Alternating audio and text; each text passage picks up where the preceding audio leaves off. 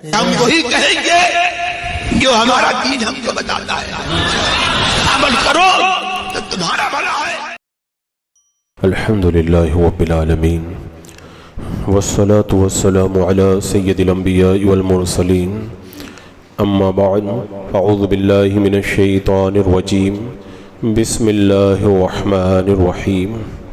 ان اللہ وملائکتہ یصلون علی النبی یا ایہا الذین آمنوا صلوا علیہ وسلموا تسلیما۔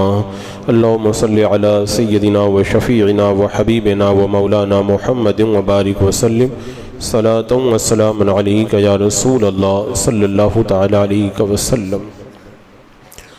یسألک الناس عن الساعة قل انما علمها عند اللہ وما يدریک لعل الساعة تکون قریبا۔ لوگ تم سے قیامت کو پوچھتے ہیں، تم فرماؤ اس کا علم تو اللہ ہی کے پاس ہے، اور تم کیا جانو شاید قیامت پاس ہی ہو۔ آپ حضرات نے دیکھا ہوگا کہ جب کوئی مجرم جرم کرتا ہے اور اسے جرم سے روکنے کے لیے سزائیں سنا کر کے ڈرایا جاتا ہے، تو جو ہٹ دھرم اور ضدی ٹائپ کا مجرم ہوتا ہے وہ بات ماننے کے بجائے استہزاء کرنے لگتا ہے اور ہٹ درمی پہ اتر آتا ہے اور یہ کہنا شروع کر دیتا ہے کہ اچھا سزا کب دلوا رہے ہو، اس سزا کی تم بات کر رہے ہو، یہ سزا کب ملے گی۔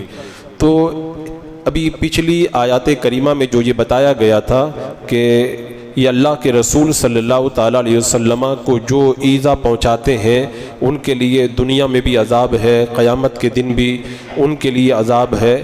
انہیں جب قیامت کے عذاب سے ڈرایا گیا تو اب وہ ضد ہٹ دھرمی اور استہزاء پر اتر آئے اور استہزاء کرتے وہ کہنے لگے کہ اچھا یہ بتائیے کہ قیامت کب آئے گی۔ یعنی ہونا تو یہ چاہیے تھا کہ وہ اپنے کفر سے باز آتے، مان جاتے، الٹا استہزاء کرنے لگے، مذاق بنانے لگے اور کہنے لگے یسألک الناس عن الساعة، وہ آپ سے سوال کرنے لگے کہ یہ بتائیے کہ قیامت کب آئے گی۔ تو اللہ تبارک و تعالیٰ نے اپنے حبیب سے فرمایا کہ ان لوگوں کے سوال کے جواب میں ان سے کہہ دو کہ قیامت کا علم صرف اللہ کے پاس ہے۔ اب یہاں پر جو ان کا سوال تھا وہ مذاق بنانے کے لیے تھا، تو اس کا یہ پیارا جواب اللہ نے اپنے حبیب کو عطا فرمایا کہ کہہ دو کہ قیامت کا علم تو صرف اللہ کے پاس ہے۔ مطلب کیا تھا؟ اپنی طرف سے بغیر اللہ کے بتائے ہوئے اس کا علم مجھے نہیں ہے، اللہ ہی کو حقیقت میں اس کا علم ہے۔ تو یہ کفار کو جواب دیا گیا تھا، لیکن وہابی دیوبندی تیار بیٹھے ہوئے تھے کہ کب ایسی بات ہم کو ملے اور سرکار کی شان گھٹانے کے لیے ہم کوشش شروع کر دیں۔ تو کفار کا منہ بند کرنے کے لیے، کفار کو لاجواب کرنے کے لیے اللہ نے جو جواب انہیں اپنے حبیب کو عطا فرمایا تھا، اس جواب کے اوپر معاذ اللہ وہابیہ نے اعتراض کرنا شروع کر دیا کہ دیکھو اللہ کے رسول خود کہہ رہے ہیں کہ قیامت کا علم تو اللہ کو ہے، یعنی وہ کہتے ہیں سرکار کو اللہ نے قیامت کا علم نہیں عطا فرمایا ہے۔ حالانکہ میرے آقا صلی اللہ تعالیٰ علیہ وسلم نے قیامت کے بارے میں کثیر نشانیاں عطا فرمائی، دن بتایا، مہینہ بتایا، تاریخ بتائی، وقت بتایا، نہیں بتایا تو سن نہیں بتایا، اور سن نہیں بتایا تو اس کی بڑی وجوہات ہیں۔ جیسے اس سلسلے میں جو روایات آئی ہیں، حضرت ابو ہریرہ رضی اللہ تعالیٰ عنہ بیان کرتے ہیں اللہ کے رسول علیہ السلام نے ارشاد فرمایا سب سے بہتر دن جس میں سورج طلوع ہوتا ہے وہ جمعہ کا دن ہے، جس میں حضرت آدم علیہ السلام پیدا کیے گئے اور اسی دن جنت سے اتارے گئے، اور قیامت بھی صرف جمعہ کے دن قائم ہوگی۔ اگر علم نہیں ہوتا تو کیسے بتایا کہ جمعہ کے دن قیامت قائم ہوگی۔ حضرت عبداللہ بن سلام رضی اللہ تعالیٰ عنہ کہتے ہیں کہ اللہ تبارک و تعالیٰ نے 2 دنوں میں زمین کو پیدا کیا، 4 دنوں میں ان کی روزی پیدا کی، پھر استوا فرمایا، پھر 2 دنوں میں آسمانوں کو پیدا کیا، زمین کو اتوار کے دن، پیر کے دن پیدا کیا، اور منگل اور بدھ کے دن روزی پیدا کی، اور آسمان کو جمعرات اور جمعہ کے دن پیدا کیا۔ پھر فرماتے ہیں جمعہ کی آخری ساعت میں اجلس سے حضرت آدم علیہ السلام کو پیدا کیا، اور اسی ساعت میں قیامت قائم ہوگی، یعنی یہ بھی بتا دیا کہ قیامت جمعہ کے دن آئے گی تو کس ٹائم میں آئے گی، جمعہ کی آخری ساعت میں جو پیدا کیا گیا اسی ساعت کے اندر قیامت آئے گی۔ اور حضرت عبداللہ ابن عباس رضی اللہ تعالیٰ عنہما سے روایت ہے عاشورہ کے فضائل کے بارے میں کہ قیامت عاشورہ کے دن واقع ہوگی، یعنی محرم کی 10 تاریخ کو، مہینہ بھی بتا دیا۔ اور اللہ کے رسول علیہ السلام نے قیامت واقع ہونے سے پہلے اس کی تمام نشانیاں بتائی، یہ بتایا کہ محرم کے مہینے میں 10 تاریخ کو جمعہ کے دن اور جمعہ کی آخری ساعتوں کے اندر قیامت واقع ہوگی، مہینہ، تاریخ، دن اور خاص وقت سب آ گیا۔ اگر نہیں آیا تو سن نہیں آیا۔ اب سن کیوں نہیں بتایا؟ سن اس لیے نہیں بتایا، اللہ کا ارشاد لا تأتیکم الا بغتہ، قیامت تمہارے پاس اچانک آئے گی۔ تو جب رب نے اچانک کا حکم دے دیا تو پھر اگر سن بتا دیا جاتا تو وہ اچانک نہیں رہ جاتی، لہذا اللہ تبارک و تعالیٰ نے جب اچانک کہہ دیا تو محبوب نے بھی سن کو نہیں بیان فرمایا۔ تو کہنے کا مقصد یہ ہے کہ یہ سوال تھا کافروں کا اور منہ بند کرنا تھا، جواب دینا تھا کافروں کو، اور وہابیہ نے ماد اللہ اس کو لے کر کے اللہ کے رسول صلی اللہ تعالیٰ علیہ وسلم پر اعتراض کرنا شروع کر دیا۔ تو یہاں پہ جو فرمایا گیا کہ قیامت کا علم صرف اللہ تبارک و تعالیٰ کو ہے، یہاں پر ایک بات یہ بھی یاد رکھی جائے، یہ بتا دیا گیا کہ کسی شخص کے نبی ہونے کی یہ شرط نہیں ہے کہ اس کو اللہ کی تعلیم کے بغیر غیب کا علم ہو جائے۔ یہ کہاں نبی ہونے کی شرط ہے؟ اور یہ نبی ہونے کی شرط ماننا ان کی جہالت ہے۔ اور اس آیت میں ان لوگوں کو ڈانٹ ڈپٹ کی گئی ہے جو قیامت کے وقوع کو جلدی طلب کرتے تھے، اور ان لوگوں کو چپ کیا گیا ہے جو سرکشی اور اناد کی وجہ سے سوال کرتے تھے۔ اور یہاں پر ایک بات یہ بھی یاد رکھی جائے، یہ سوال قیامت کے بارے میں کافروں نے بھی کیا تھا، یہودیوں نے بھی کیا تھا، لیکن دونوں کے سوال کا مطلب الگ الگ تھا۔ مکہ کے جو کافر سوال کر رہے تھے وہ ہنسی مذاق کر رہے تھے، تو ان کو چپ کرنے والا جواب دیا گیا، تم چپ رہو، اللہ جانتا ہے قیامت کا علم قیامت کب آئے گی۔ اور جو یہودیوں نے سوال کیا تھا ان کا سوال کرنے کا مقصد مذاق بنانا نہیں تھا، ان کا مقصد تھا امتحان لینا، کیونکہ انہوں نے اپنی کتابوں میں یہ پڑھ رکھا تھا کہ توریت میں لکھا ہے کہ قیامت کا علم پوشیدہ ہوگا۔ اگر ہم اللہ کے رسول سے سوال کرتے ہیں، اگر انہوں نے معین کر کے بتا دیا کہ فلاں سن میں قیامت آئے گی، تو یہودی سمجھ رہے تھے کہ ہم پتہ لگا لیں گے کہ یہ سچے نبی نہیں ہے، کیونکہ اللہ نے تو قیامت کو چھپا کر کے رکھا ہے، یہ بتا رہے ہیں، اس کا مطلب یہ نبی نہیں ہے۔ اور اگر یہ کہیں گے کہ قیامت کا علم اللہ کو ہے تو ہم سمجھ جائیں گے کہ یہ اللہ کے سچے نبی ہیں۔ تو اللہ نے وہی جواب دیا جو یہودیوں کے منشا کے مطابق تھا، جو انہوں نے اپنی کتابوں میں پڑھا تھا کہ جو سچا نبی ہوگا وہ قیامت کا سن نہیں بتائے گا۔ اور میرے آقا صلی اللہ تعالیٰ علیہ وسلم دنیا سے تشریف لے گئے، اس سے پہلے اللہ نے اپنے حبیب کو تمام غیوبات عطا کیے اور قیامت کا علم بھی عطا فرما دیا۔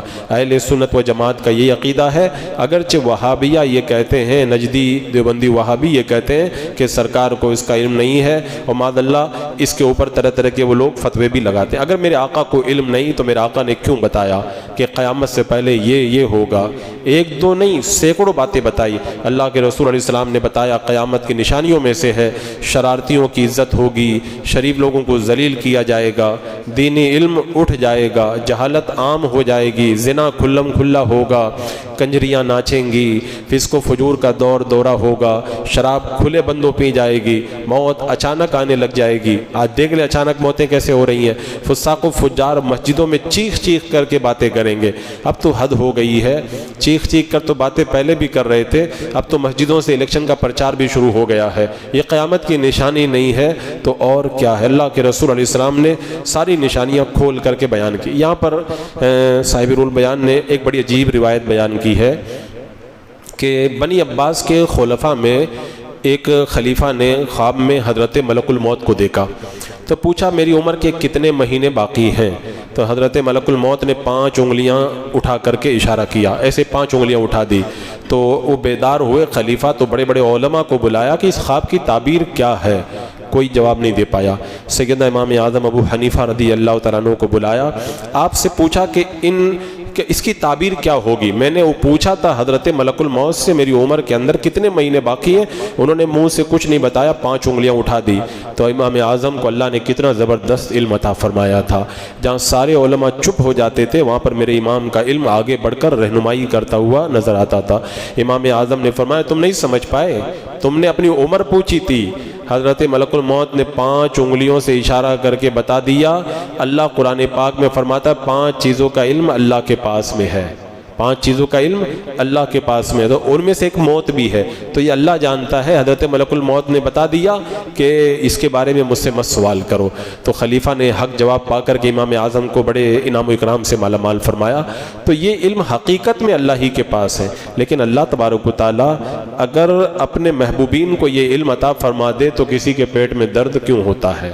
اور میں کہتا ہوں اتنی کھلی نشانیاں، مہینہ بتانا، دن بتانا، تاریخ بتانا، ٹائم بتا دینا، اس ٹائم میں قیامت آئے گی اور یہ نشانیاں ہوں گی، بندہ اس کے باوجود بھی اعتراض کی زبان کھولے تو پھر اس کو اپنے ایمان کے اوپر غور کرنا چاہیے کہ اللہ کے رسول پر اس کا کیسا ایمان ہے۔ پھر اللہ تبارک و تعالیٰ نے ارشاد فرمایا ان اللہ لعن الکافرین وعد لهم سعیرا خالدین فیہا ابدا لا یجدون ولیا ولا نصیرا۔ ارشاد ہوا کہ بے شک اللہ نے کافروں پر لعنت فرمائی اور ان کے لیے بھڑکتی آگ تیار کر رکھی ہے، اس میں ہمیشہ رہیں گے، اس میں نہ کوئی حمایتی پائیں گے نہ کوئی مددگار۔ یہ قیامت کے بارے میں پوچھتے ہیں، ان کا سوال اگر سچائی جاننے کے لیے ہوتا تو قیامت کی تیاری کرتے، یہ قیامت کی تیاری تو کر نہیں رہے، یہ صرف مذاق بنانے کے لیے سوال کر رہے ہیں۔ تو اللہ نے اپنے حبیب سے کہا محبوب ان سے کہہ دو کہ تم قیامت کے بارے میں پوچھ رہے ہو، اللہ نے تو تمہیں اپنی رحمت سے دور کر دیا۔ لعنت کا مطلب ہوتا ہے اللہ کی رحمت سے دور کرنا، اسی لیے کسی مسلمان کو لعنت نہیں کرنا چاہیے۔ بہت ساری عورتوں کو دیکھا گیا اپنے بچوں پہ لعنت کرنے لگ جاتی ہے، یہاں تک کہ کوئی اگر گنہگار سیاکار بھی ہو نا، فاسق و فاجر، اس پر مسلمان پر بھی نام کے ساتھ میں لعنت کرنا منع ہے، جائز نہیں، کیونکہ اللہ کی رحمت سے دور کرنے کا حق ہم کو کسی نے نہیں دیا ہے، لہذا کسی کا نام لے کر کے لعنت کرنا مسلمان پر جائز نہیں ہے۔ تو یہاں پہ فرمایا گیا کہ یہ قیامت کے بارے میں ہنسی مذاق کر رہے محبوب ان سے کہہ دو کہ تم قیامت کی تیاری تو کر نہیں ہو، اللہ نے تو کافروں پر لعنت فرمائی ہے، اور لعنت بھی ایسی اپنی رحمت سے دور کر کے ان کے لیے بھڑکتی ہوئی آگ تیار کر رکھی ہے۔ اگر دنیا کی بھڑکتی ہوئی آگ میں کسی کو ڈال دیا جائے تو بندہ برداشت نہیں کر سکتا، تو یہاں کی آگ سے درجنوں گنا زیادہ سخت ہے وہ جہنم کی آگ، جس کا تصور بھی نہیں کیا جا سکتا۔ اگر تھوڑی سی کھول دی جائے وہ تو دنیا جل کر کے راکھ ہو جائے، وہ اللہ نے ان کے لیے تیار کر کے رکھی ہے۔ اتنا سخت عذاب سن کر کے تیاری کرنا چاہیے، نہ کہ مذاق کرنا چاہیے۔ اور پھر اگر کوئی جہنم کی آگ میں جائے گا تو یہ نہ خیر منائے کہ چلو کچھ دن سزا بھگت کر کے ہم لوگ باہر آ جائیں گے، کہ سزا بھگت کر کے باہر آنا نہیں ہے، اس میں ہمیشہ رہیں گے۔ اب یہ سوچ رہے ہوں گے کہ کوئی مددگار مل جائے گا، ہمارا بت ہماری مدد کر دے گا، کہ اس میں نہ کوئی حمایتی ہوائیں گے نہ مددگار، کوئی حمایت کرنے والا نہیں ہوگا۔ میں ہمیشہ اپنی تفسیر میں یہ بات بولتا ہوں کہ جو آیتیں جو ہیں وہ کافروں کے بتوں کے بارے میں تھی، یہ وہابی دیوبندی سب اٹھا کے سنیوں پر فٹ کرتے ہیں۔ یہاں پر بھی کہتے ہیں دیکھو اللہ تبارک و تعالیٰ نے فرمایا کہ وہاں کوئی نہیں مددگار ملے گا نہ کوئی حمایتی ملے گا۔ کس کو نہیں ملے گا؟ ارے جو قیامت کے منکر کافر ہیں ان کو نہیں ملے گا، ہم کو تو ملے گا۔ یہ ہم اپنی طرف سے تو نہیں کہہ رہے، اللہ نے قرآن پاک میں جگہ جگہ اس کے بارے میں فرمایا، اللہ جس کو چاہے گا اس کو شفاعت کی اجازت عطا فرمائے گا۔ تو اللہ خود جب اہل ایمان کے بارے میں فرما رہا ہے، لیکن کہتے ہیں کہ وہابی ایک ایسی قوم ہے جس کے پاس میں عقل نہیں ہے۔ تو یہاں پر جو فرمایا گیا کہ اللہ نے ان کے اوپر لعنت کر دی ہے، اب اس کے بعد میں ان کے اوپر جو جہنم میں عذاب ہوگا، جہنم میں جائیں گے بھڑکتی آگ میں، تو عذاب کس طریقے سے ہوگا اللہ نے اس کو بھی بیان فرمایا یوم تقلب وجوہہم فی النار یقولون یا لیتنا اطعنا اللہ واطعنا الرسول، جس دن ان کے منہ الٹ کر کے آگ میں تلے جائیں گے۔ یہ سخت عذاب ان کے اوپر اس انداز کے اندر ہوگا کہ ان کو جہنم میں ڈالا جائے گا نا، ان کو تلا جائے گا آگ کے اندر۔ جس طرح سالن پکاتے وقت میں جب دیگچی میں جوش آتا ہے تو گوشت کی بوٹیاں ایک دوسری طرف پھرتی ہے نا، ایسے ان کو الٹ کر کے تلا جائے گا جہنم کی آگ میں۔ اور اسی طرح جب کفار جہنم میں پڑیں گے اور دوزخ کی آگ تیز ہو جائے گی تو ان کے چہرے دوزخ میں ایک طرف سے دوسری طرف پھر رہے ہوں گے، اور جوش کی وجہ سے ایک طرف سے دوسری طرف گھوم رہے ہوں گے۔ اور یا پھر مطلب یہ ہے کہ اس دن کی مصیبت اور ہولناکی کی وجہ سے ان کے چہرے بہت برے ہو جائیں گے، اور یا پھر مراد یہ ہے کہ اس دن ان کو آگ میں منہ کے بل پلٹا دیا جائے گا، ڈال دیا جائے گا۔ تو اس طرح اللہ تبارک و تعالیٰ انہیں عذاب دے گا۔ اب جب وہ عذاب ان پر پڑے گا تو وہ کریں گے کیا؟ میں نے اس پر باضابطہ پوری تفصیل سے ایک مرتبہ بتایا تھا کہ وہ جہنم میں کیسے چلائیں گے، کیا جواب دیا جائے گا، کیا ہوگا۔ یہاں پہ انہی میں سے ایک بات کو بیان کیا گیا کہ جس دن ان کے منہ الٹ الٹ کر کے آگ میں تلے جائیں گے تو کہتے ہوں گے ہائے کسی طرح ہم نے اللہ کا حکم مانا ہوتا اور رسول کا حکم مانا ہوتا۔ اب وہاں جا کر کے حسرت کریں گے۔ وہ حدیث قرآن پاک میں اللہ نے فرمایا نا کہ وَأَنذِرْهُمْ يَوْمَ الْحَسْرَةِ، لوگوں کو حسرت کے دن سے ڈراؤ۔ قیامت کا دن حسرت کا دن ہوگا۔ اللہ کے رسول علیہ السلام نے ارشاد فرمایا سب کو حسرت ہوگی، نیکوں کو بھی حسرت ہوگی، بروں کو بھی حسرت۔ کافر تو حسرت کرے گا کاش ایمان لے آتا، گنہگار حسرت کرے گا کاش گناہ نہ کرتا، اور نیک لوگ بھی حسرت کریں گے کاش کچھ نیکیاں اور کر لیتا تو اچھا رہتا۔ یہاں تک کہ شیخ ابو طالب مکی علیہ رحمہ نے فرمایا جس نے زیادہ نیکیاں کی ہیں نا وہ بھی کہے گا تھوڑی نیکیاں اور جلدی جلدی کر لیتا تو اور زیادہ نیکیاں میرے پاس جمع ہو جاتی۔ وہ بڑی حسرت کا دن ہوگا اس دن، تو اس دن وہ کہیں گے کاش ہم نے اللہ اور اس کے رسول کے حکم کو مانا ہوتا۔ اب اس دن وہ بڑی حسرت کرتے ہوئے نظر آئیں گے کہ کاش ہمارے لیے کوئی راستہ نکل آتا اور بچنے کی کوئی راہ پیدا ہو جاتی، ہم دار دنیا میں جو حکم دیا گیا تھا اس حکم کو بجا لاتے، لیکن وہ ہونا تو ہے نہیں، اب چلا گیا۔ اب اس کے بعد میں وہ کیا کہیں گے؟ اب وہی بہانے بازی کہیں گے وَقَالُوا رَبَّنَا إِنَّا أَطَعْنَا سَادَتَنَا وَكُبَرَاءَنَا فَأَضَلُّونَا السَّبِيلَ، اور کہیں گے اے ہمارے رب ہم نے اپنے سرداروں اور بڑوں کے کہنے پر چلے تو انہوں نے ہمیں راہ سے بہکا دیا۔ اب وہ بہانے بنائیں گے، بہانہ بنانے سے اس دن کوئی فائدہ تو ہونا نہیں ہے۔ وہ عذر پیش کریں گے کہ اللہ ہم تو مان جاتے، وہ ہمارے بڑے بڑے گرو گھنٹال تھے، انہوں نے ہم کو غلط سرت بتا دیا، انہوں نے ہم کو گمراہ کر دیا، اور ہم لوگ اگر ان کی باتیں نہیں مانتے تو ہم گمراہ نہیں ہوتے۔ انہوں نے ہم کو گمراہ کر کے ہمیں کفر و شرک کے اندر مبتلا کر دیا، ہمیں سجا سوار کر کے طرح طرح کی باتیں بتاتے رہے، اور اپنے لیڈروں پر، اپنے پنڈتوں پر، اپنے گرو گھنٹالوں کے اوپر وہ لوگ اپنا سارا بوجھ ڈالنا چاہیں، لیکن ان کو معلوم ہے اس سے کچھ ہونا ہے نہیں۔ تو آخر کے اندر وہ کیا کہیں گے؟ آخر میں کہیں گے رَبَّنَا آتِهِمْ ضِعْفَيْنِ مِنَ الْعَذَابِ وَلْعَنْهُمْ لَعْنًا كَبِيرًا۔ وہ آخر کے اندر کہیں گے ہمارے رب انہیں آگ کا ڈبل عذاب دے، دونا عذاب دے، اور ان پر بڑی لعنت کر۔ یعنی اللہ ہم خود گمراہ نہیں ہوئے، انہوں نے ہم کو گمراہ کیا ہے، تو انہوں نے گمراہی اختیار کی، اس کا بھی عذاب ان کو دے، اور ہم کو انہوں نے گمراہی میں ڈال دیا، اس کا عذاب ان کے اوپر ڈال دے۔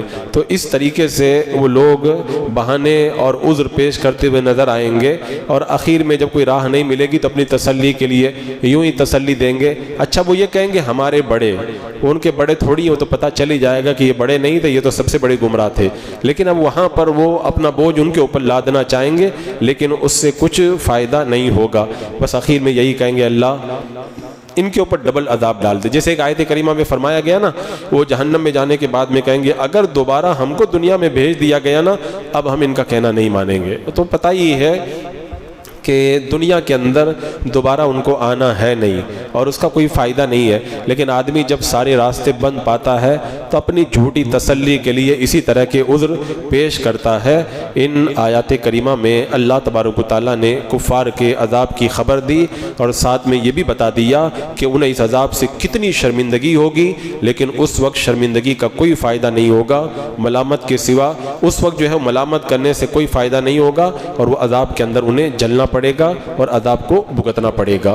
تو آج بھی آپ دیکھ لیں کہ جو کفار و مشرکین شر و فساد کر رہے ہیں، اور بہت سارے اس میں ایسے لوگ رہتے ہیں جو خود نہیں بگڑے ہوتے ہیں، ان کے بڑے ان کو بگاڑ دیتے ہیں، چھوٹے بڑے سب جہنم میں جائیں گے۔ مسلمانوں کو اس سے دل چھوٹا نہیں کرنا چاہیے، مسلمان آزمائش میں ہیں، امتحان میں ہیں، اور یا پھر اپنے گناہوں کی سزا بھگت رہے ہیں، لہذا انہیں اپنے گناہوں سے توبہ کر کے اپنے مولا کو راضی کرنا چاہیے۔ آج کا دن الگ ہے، کل کا دن پھر کچھ اور الگ ہوگا، یہ اس پار کا معاملہ ہے، اس پار کا معاملہ الگ ہی کچھ اور ہوگا۔ بسم اللہ الرحمن الرحیم۔ اللہم صلی علی سیدنا مولانا محمد وبارک وسلم، صلاۃ و سلام علیک یا رسول اللہ۔